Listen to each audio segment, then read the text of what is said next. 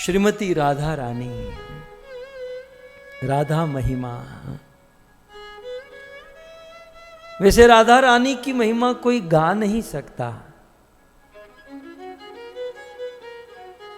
भगवत गीता में कृष्ण कहते हैं, हे अर्जुन, सहस्त्रेषु मनुष्येषु, सहस्त्र सहस्त्र मनुष्य में कश्चित कोई एक विरला मुझे तत्व से जानने का प्रयास करता है, और मुझे तत्व से जानने का प्रयास करने वालों में से कोई एक विरला मुझे जान सकता है, मुझे समझ सकता है। लेकिन उस कृष्ण को तत्व से समझने वाले सहस्त्र सहस्त्र लोगों में से कोई एक बड़ी मुश्किल से राधा तत्व को समझ सकता है, जान सकता है। हमारी क्या औकात, हमारी क्या गिनती कि हम राधा रानी के ऊपर कुछ कहें। राधा के विषय में तो शुकदेव ने भी इतना नहीं कहा, क्योंकि राधा तत्व, राधा भाव की बात जहां आती है, बोलने वाले बोलते रह गए, कहने वाले कहते रह गए, लेकिन राधा तत्व का इति नहीं कर पाए। परंतु साल भर तो हम जी लेते हैं, लेकिन जब राधा अष्टमी का पावन अवसर आया है, तो इस राधा अष्टमी के अवसर में लोभ होता है कि श्रीमती राधा रानी की कृपा से, गुरुदेव भगवान की कृपा से, शिल प्रभुपाद की कृपा से राधा तत्व को समझने का एक विनम्र प्रयास करें। पूर्ण रूप से तो समझ पाएंगे ही नहीं, लेकिन जितना हो सकता है, जितना निकट जा सकते हैं, प्रयास तो कर सकते हैं।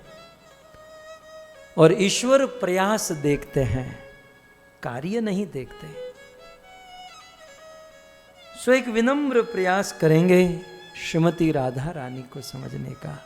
श्रीपाद प्रबोधानंद सरस्वती भक्तों रोते हुए, बिल्कुल जिनके शरीर में अष्ट सात्विक विकार आने लगा, रोमांच कंपाश्रु तरंग भाजो, रोंगटे खड़े हो गए, आंखों से अश्रु की धारा बहने लगी। इस साधु ने रोते रोते ये ग्रंथ लिखा है भक्तों, रोते रोते। और ग्रंथ के प्रारंभ में प्रबोधानंद सरस्वती लिखते हैं, यस्या कदापि वसनान चल खेलनोत धन्याति धन्य पवने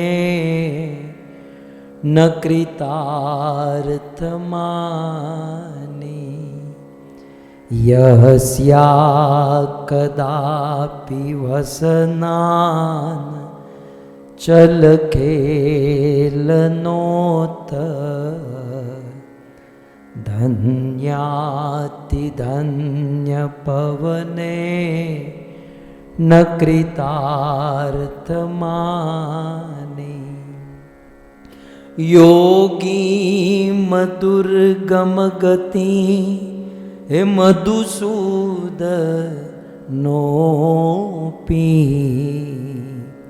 योगी मधुर्गम गति मधुसूदनोपि,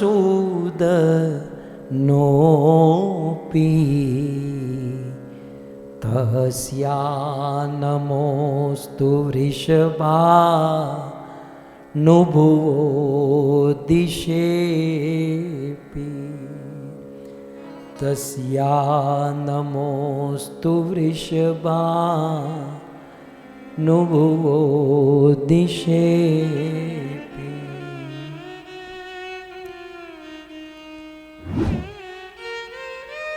प्रबोधानंद सरस्वती कहते हैं, योगिंद्र दुर्गम गति मधुसूदनोपि। अन्वयी के अनुसार इस श्लोक को प्रस्तुत करूं तो कहते हैं, मधुसूदन भगवान श्री कृष्ण का एक नाम है, मधुसूदन।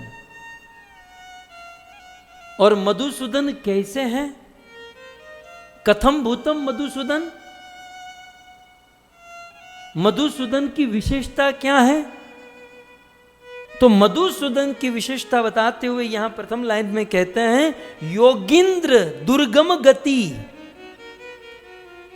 बड़े बड़े योगी नहीं, योगिंद्र, योगियों के भी योगी, योगियों के भी बाप, योगियों के राजा, योगिंद्र के लिए भी जो दुर्गम है, दुरूह है, जिसको प्राप्त करना कठिन ही नहीं मुश्किल है, ऐसे है मधुसूदन, ऐसे हैं कृष्ण। तो देखिए, राधा को समझने के लिए पहले तो कृष्ण को समझना हो। हालांकि इस श्लोक में राधा का इंट्रोडक्शन है, राधा महिमा है, लेकिन राधा महिमा समझने के लिए पहले कृष्ण की महिमा समझनी होगी। कृष्ण कैसे हैं? तो कृष्ण के विषय में कहते हैं योगिंद्र, योगियों में भी जो इंद्र है, जो श्रेष्ठ है, उन योगियों में भी उत्तम, योगी श्रेष्ठ, योगेंद्र के लिए भी जो दुर्गम है, दुर्लभ है, ऐसे मधुसूदन भगवान कृष्ण। अच्छा, आपके मन में प्रश्न होगा कि योगिंद्र कौन है? योगिंद्र है शिव जी। शिव जैसा बड़ा योगी कहां मिलेगा? योगिंद्र दुर्गम गति मधुसूदनोपि। मधुसूदन जो योगिंद्र को भी, योगिंद्र कौन? मैं ये कह रहा था, शिव जी है योगिंद्र, योगियों के बाप। शुकदेव है योगी, सनक सनातन सनंदन है योगी, नारद मुनि है योगी। ये सब योगिंद्र है, ये सब योगिंद्रों के बादशाह है। लेकिन शिव, सनक, नारद और शुकदेव भी जिसको प्राप्त करना दुर्गम है, जिस कृष्ण को प्राप्त करना कठिन है, शिव, सनक, नारद और शुकदेव के लिए भी जिस कृष्ण को, जिस मधुसूदन को प्राप्त करना कठिन है, ये उस मधुसूदन की बात हो रही है, ये उस कृष्ण की बात हो रही है। अच्छा, प्रश्न होगा, योगिंद्र दुर्गम गति, योगिंद्रों के लिए, शिव, सनक, नारद, शुक के लिए भी कृष्ण दुर्गम है, क्यों? इन लोगों के लिए कृष्ण दुर्गम क्यों है? तो दो चीज है भक्तों, क्योंकि कृष्ण जो है मात्र साहस या प्रयास करने से ही प्राप्त नहीं होते, याद रखिएगा। ऐसा नहीं कि इतना कर लोगे तो कृष्ण को आना ही पड़ेगा, इतना कर लोगे तो कृष्ण मिल जाएगा।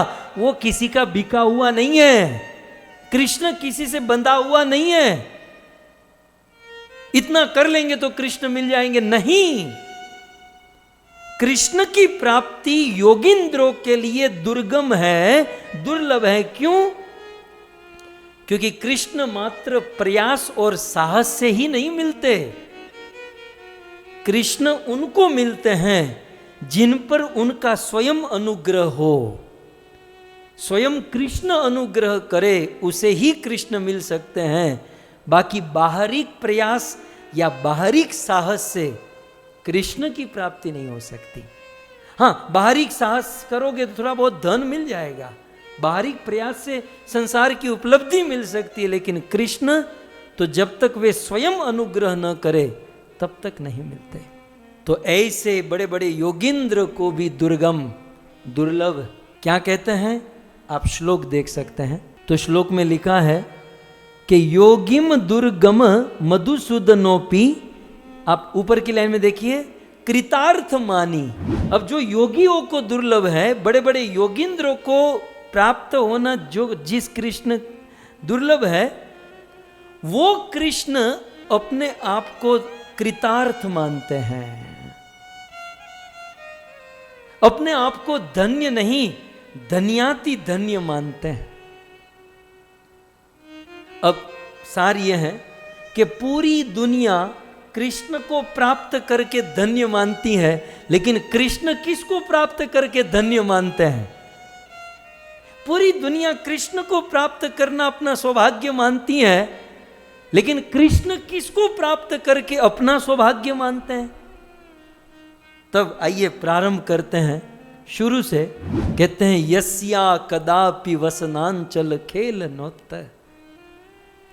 यस्य जिसके, कदापि कभी कभी, ये रोज नहीं बनता, यस्य जिसके कभी कभी, वसन, वसन माने वस्त्र, जिनके कदापि कभी कभी वस्त्र, वसनांचल वस्त्र का आंचल, साड़ी का आंचल माने साड़ी का पल्लू, जिनके कभी कभी वसन वस्त्र के साड़ी का पल्लू खेल नोत्थ, खेलता है, साड़ी का पल्लू खेलता है माने हिलता है, जिनके कभी कभी साड़ी का पल्लू हिलता है, खेलता है, और उससे हवा निकलती है, उससे पवन निकलता है, और वो पवन जब कृष्ण को स्पर्श होता है तो कृष्ण उस साड़ी के हिलने से पवन को स्पर्श करके योगिंद्र को भी दुर्लभ ऐसे कृष्ण अपने आप को कृतार्थ नहीं, धन्य नहीं, धन्याति धन्य मानते हैं कि आज तो कमाल हो गया, क्योंकि उनकी साड़ी के आंचल का पवन मुझे स्पर्श कर गया। बहुत बड़ी बात कर दी, बहुत बड़ी बात। ये यस्य और कौन? ये है श्रीमती राधा रानी।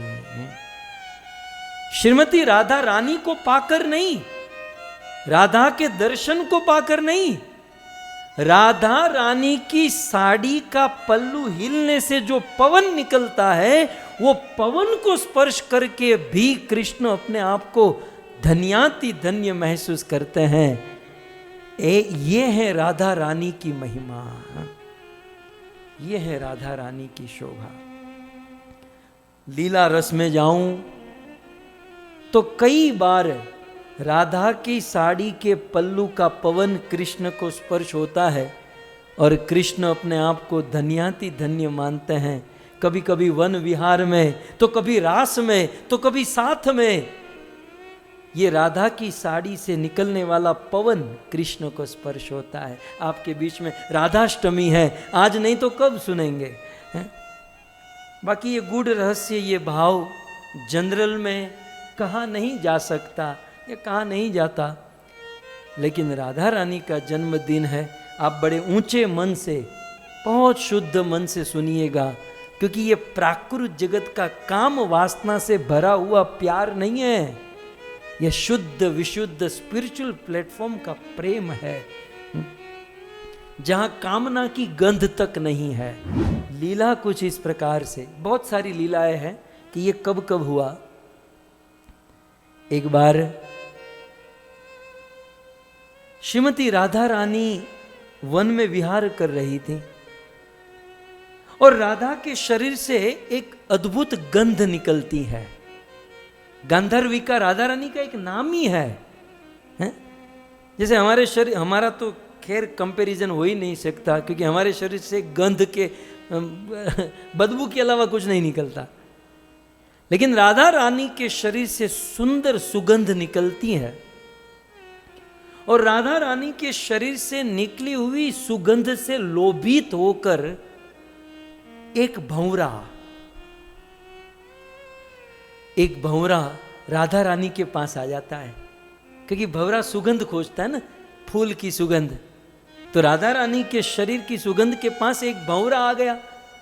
भंवरा कभी कभी साड़ी के पीछे चला जाता है, कभी यहां चला जाता है, कभी वहां चला, आगे कभी पीछे। अब क्या करे?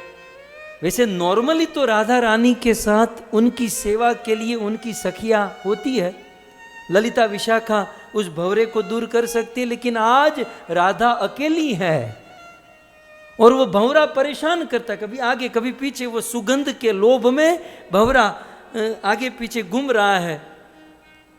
तब राधा क्या करती हैं? अपने साड़ी के पल्लू को उठाकर उस भंवरे को दूर करती है, कभी यहां कभी वहां।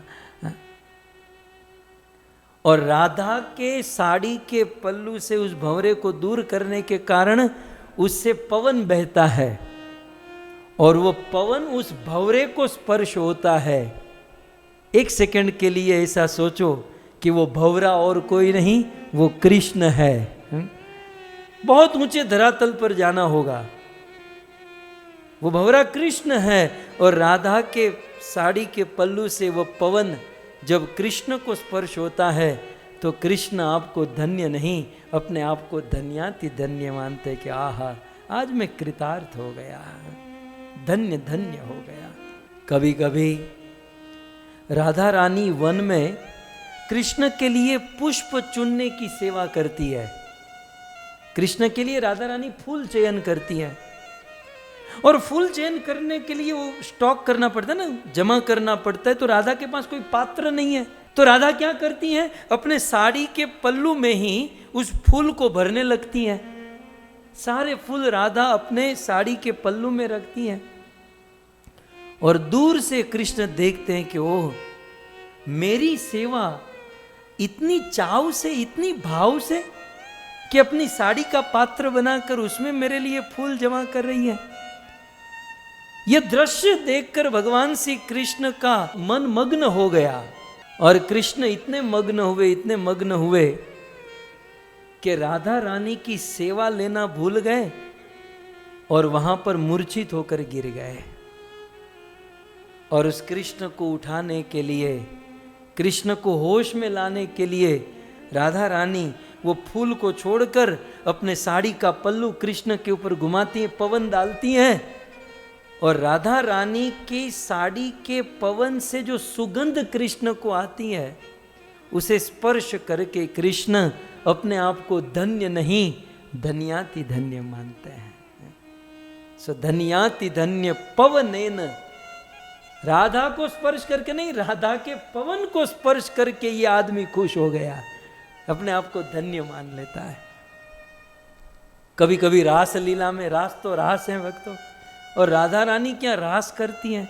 रास करते करते जब अंतिम राउंड शुरू होता है, वो तेज गति में जब राधा रानी गोल घूमती है, तो कभी कभी राधा रानी नृत्य करते हुए बिल्कुल शोभनीय चेष्टा, सुंदर चेष्टा करते हुए अपनी साड़ी को ऐसे घुमाती हैं, और अपने साड़ी के पल्लू को घुमाकर वो अपने सिर पर धारण कर लेती हैं, और फिर कभी कभी घूमते हुए उस पल्लू को ऐसे हिलाती हैं, और उससे जो पवन निकलता है, वो पवन श्याम सुंदर के शरीर को स्पर्श होते ही अपने आप को धन्य नहीं, धन्याति धन्य मानते हैं।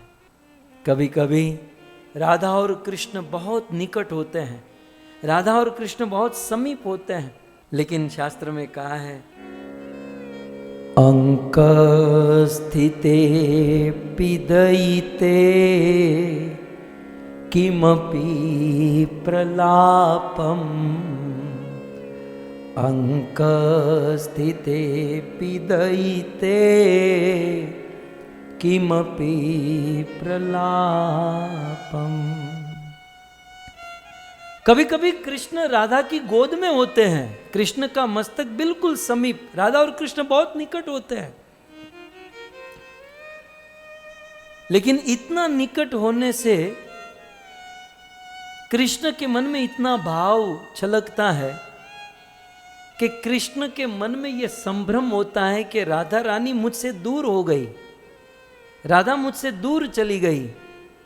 कृष्ण राधा को अपनी दृष्टि से, अपने मन से ओझल मान लेते हैं कि ये तो चली गई, और यह सोचकर कृष्ण मूर्छित होकर गिरते हैं, और राधा रानी अपनी साड़ी का पल्लू से कृष्ण को पवन हवा डालती हैं, और उस पवन को जानकर कृष्ण सचेत होते हैं। कृष्ण होश में आकर अपने आप को धन्य नहीं, धन्याति धन्य मानते हैं। सो धन्य अति धन्य, आप देखिए दूसरी लाइन में, धन्य अति धन्य पवनेन कृतार्थमानि, पवन को स्पर्श करके कृतार्थ। धन्य शब्द के तीन अर्थ, एक सौभाग्य, राधा से के पवन को स्पर्श करके कृष्ण अपने आप को सौभाग्यशाली मानते हैं। धन्य का दूसरा अर्थ है धन। कृष्ण के लिए सबसे बड़ा धन क्या है? राधा के उस पवन का स्पर्श। धन्य का एक अर्थ है लाभ।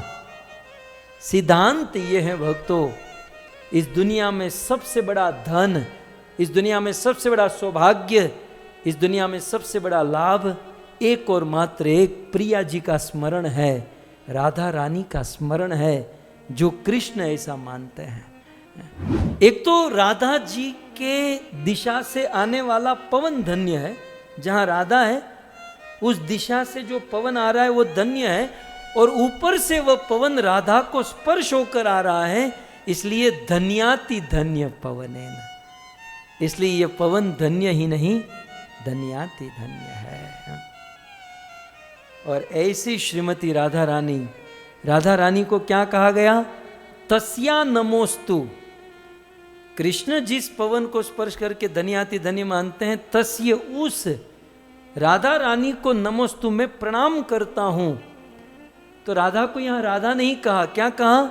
वृषभानु भू। वृषभानु भू माने वृषभानु की बेटी। तो यहां मां का नाम न लेकर पिता का नाम क्यों लिया? कीर्तिदा की बेटी कहना चाहिए, मां का नाम कीर्तिदा। लेकिन वृषभानु भू कहने का तात्पर्य एक ये है कि पिता का नाम से राधा का नाम लेने का कारण यह है कि पिता का नित्य दुलार, नित्य प्यार, नित्य मधुरता प्राप्त होती थी राधा रानी को। जब पिता से नित्य प्यार दुलार मिलता है तो माता का क्या कहना। तो ऐसे अपनी माता पिता की दुलारी लाडली श्रीमती राधा रानी जहां रहती है, राधा को प्रणाम नहीं करता, राधा रानी जहां रहती उस दिशा को मैं प्रणाम करता हूं।